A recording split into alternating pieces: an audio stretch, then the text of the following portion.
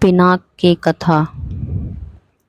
दूसरे दिन प्रातःकाल राजा जनक से महर्षि विश्वामित्र ने कहा, हे राजन दशरथ, है कि इन दोनों कुमारों की इच्छा पिनाक नामक धनुष को देखने की है, अतः आप इनकी इच्छा पूर्ण करने की व्यवस्था कीजिए। राजा जनक के कुछ कहने से पूर्व ही राम ने कहा, हे नरश्रेष्ठ, पहले आप हमें पिनाक का वृत्तांत सुनाइए। हमने सुना है कि पिनाक शंकर जी का प्रिय धनुष है। शिव जी के पास से ये आपके पास कैसे आया? इस पर मिथिलापति जनक बोले, हे राम, एक बार प्रजापति दक्ष ने एक बड़ा विशाल यज्ञ किया। दक्ष जी शंकर जी के ससुर थे। अपने जामाता से अप्रसन्न होने के कारण उन्होंने उस यज्ञ में ना तो शिव जी को आमंत्रित किया और ना ही अपनी पुत्री सती को। पति के समझाने बुझाने की परवाह ना करके सती अपने पिता के यहाँ यज्ञ में पहुंच गई। वहां सती का बहुत अपमान हुआ। सती ने देखा कि देवताओं के लिए यज्ञ का जो भाग निकाला गया था उसमें शिव जी का भाग था ही नहीं। इससे क्रुद्ध होकर सती ने यज्ञ कुंड में कूदकर अपने प्राण त्याग दिए। महादेव जी के गणों ने जो सती के साथ राजा दक्ष के यहाँ आए थे, लौटकर महादेव जी को सारा वृत्तांत बताया।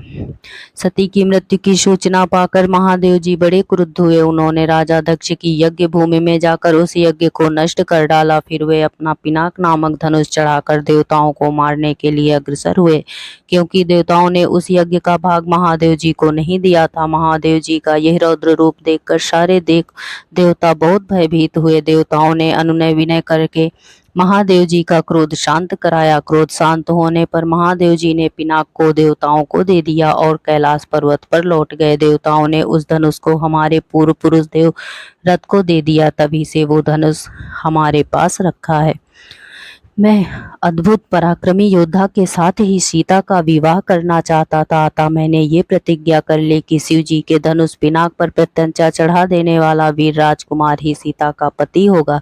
मेरी प्रतिज्ञा की सूचना पाकर सहस्त्रों राजकुमार और राजा महाराजा समय समय पर अपने बल की परीक्षा करने के लिए यहाँ आए, किंतु पिनाक पर प्रत्यंचा चढ़ाना तो दूर, वे उसे तिल भर खिसका भी ना सके।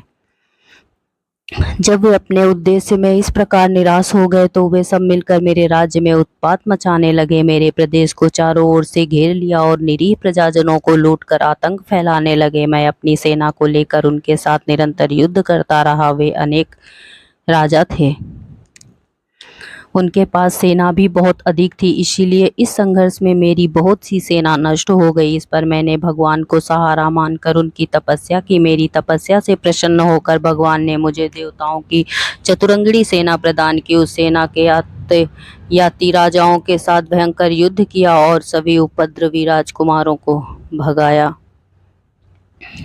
उनके भाग जाने के बाद मैंने सोचा कि एक विशाल यज्ञ करके इस अवसर पर ही अपनी प्रतिज्ञा पूरी करूं और सीता का विवाह निश्चिंत हो जाऊं। इसीलिए मैंने इस महान यज्ञ का आयोजन किया है। अब जो कोई भी महादेव जी के इस धनुष की प्रत्यंचा चढ़ा देगा, उसी वीर पुरुष के साथ मैं अपनी अनुपम गुणवती पुत्री सीता का विवाह करके निश्चिंत हो जाऊंगा।